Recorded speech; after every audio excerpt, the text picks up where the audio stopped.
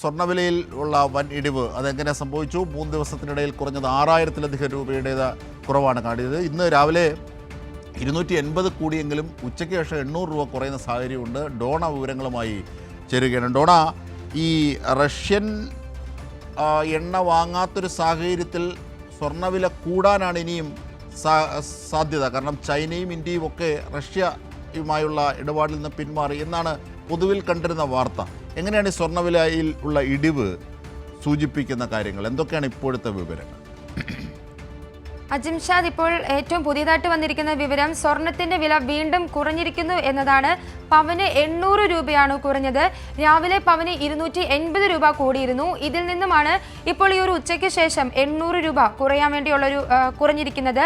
3 ദിവസത്തിനിടെ പവന് കുറഞ്ഞത് 6160 രൂപയാണ്. ഈ സ്വർണത്തിന്റെ വില സർവകാല റെക്കോർഡുകളിലേക്ക് കുതിച്ചുകൊണ്ടിരിക്കുന്ന ഒരു സാഹചര്യത്തിലാണ് ഇത്തരത്തിലുള്ള ഒരു കുറവ് അനുഭവപ്പെടുന്നത്. ഇപ്പോൾ റഷ്യയിൽ നിന്ന് എണ്ണ വാങ്ങുന്നത് എല്ലാം സംബന്ധിച്ച് ഒരു ഇത് നടക്കുന്ന സമയത്തും ഈ ഒരു സ്വർണത്തിന്റെ വില കൂടുവാനാണ് സാധ്യതയുള്ളത്. എന്നിരുന്നാലും ഇപ്പോൾ വീണ്ടും 800 രൂപ കുറഞ്ഞിരിക്കുന്നു എന്ന് പറയുന്നത് വളരെയധികം ആശ്വാസകരമായ ഒരു കാര്യമാണ്. ഇനി എന്തായാലും ഡോണയാണ് വിവരങ്ങൾ നൽകിയത്.